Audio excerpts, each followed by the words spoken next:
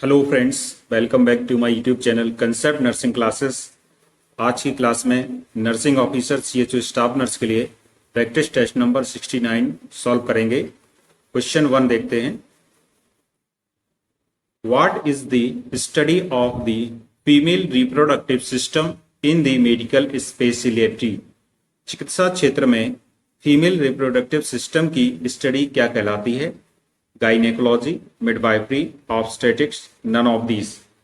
इसका आपको correct answer बताना है। अपना आंसर सोचिए और बताइए। देखिए, इसका जो करेक्ट आंसर होगा ऑप्शन ए बिल्कुल सही है, गाइनेकोलॉजी। अभी हमने पढ़ा गाइनेकोलॉजी क्या होती है, कुछ मिडवाइफरी के बारे में भी देखते हैं।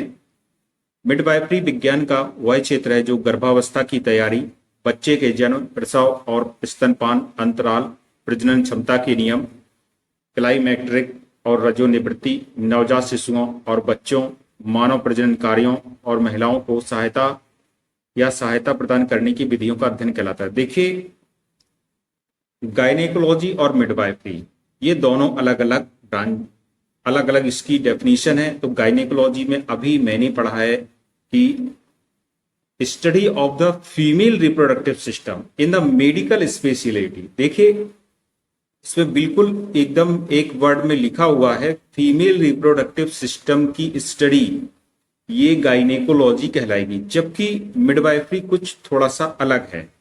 क्या अलग है इसमें? इसमें क्या होता है, प्रेगनेंसी की तैयारी करना, बच्चे के जन्म, प्रसव और स्तनपान और उनके बीच में जो अंतर है, ये पूरी की पूरी जो स्टडी है ये मिडवाइफरी में आएगी। अब यहां पर एक और ब्रांच दी गई है, ऑब्स्टेटिक्स।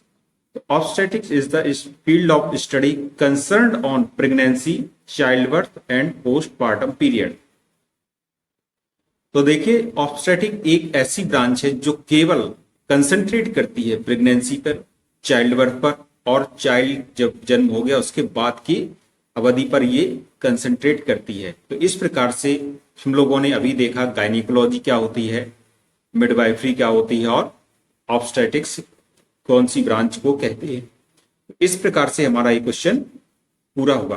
अब इसमें एक बात और लिखा, ऑब्स्टेटिक्स के लिए study of pregnancy and it's disorder. तो जो भी प्रेगनेंसी है उसकी स्टडी करना, उसके डिसऑर्डर्स की स्टडी करना, ये ऑब्स्टेटिक्स में आएगा। मान लीजिए कि किसी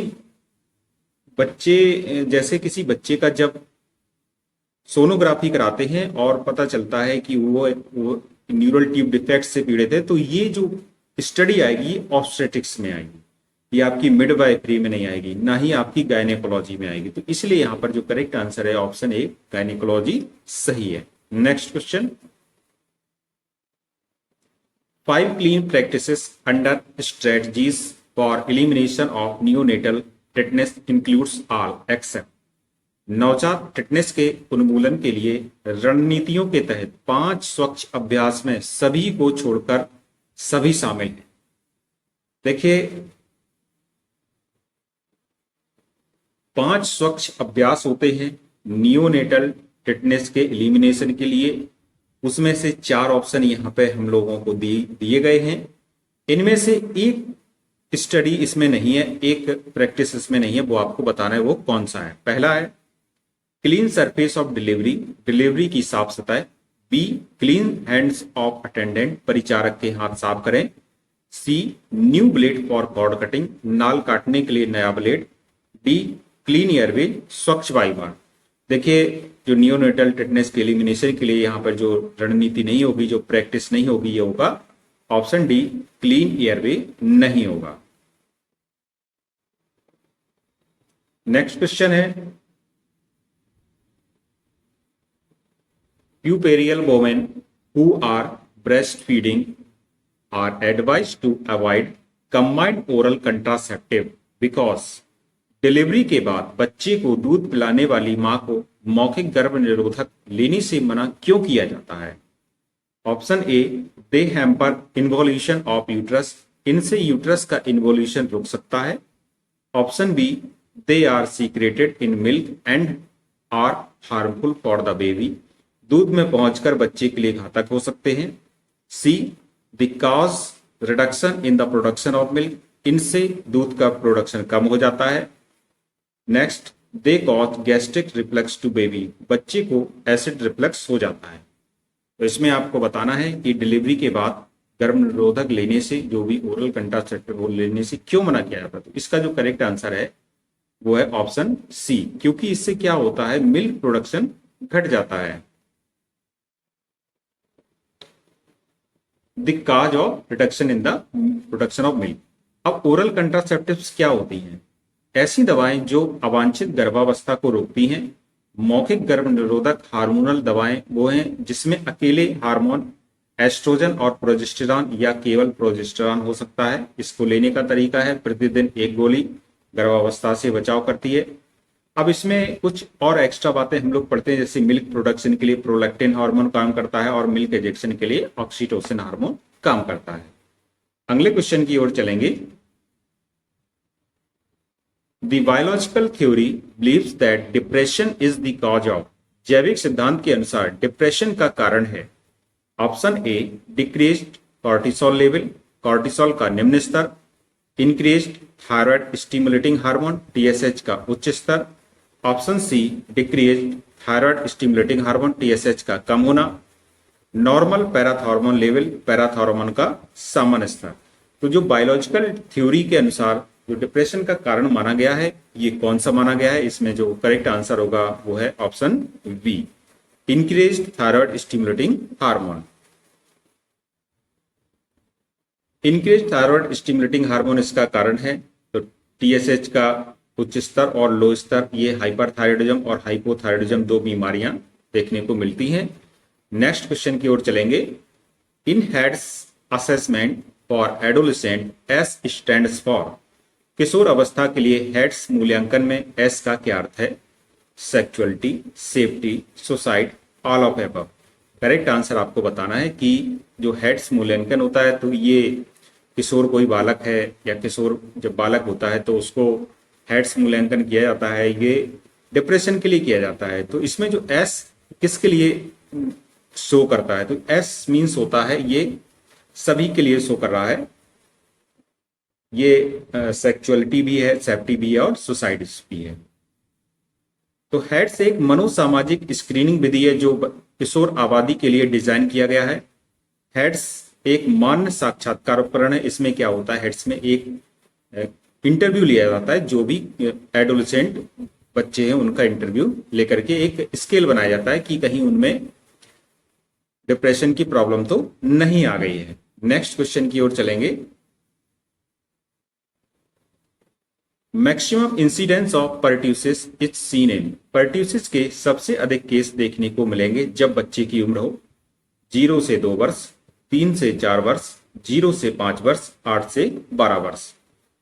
इसका करेक्ट आंसर आपको बताना है। कुछ सेकंड का आपके पास समय है, अपना उत्तर सोचिए और बताइए। इसका जो करेक्ट आंसर होगा वो है 0 से 2 वर्ष। ये सबसे अधिक उम्र में पर्ट्यूसिस के केस देखने को मिलते हैं।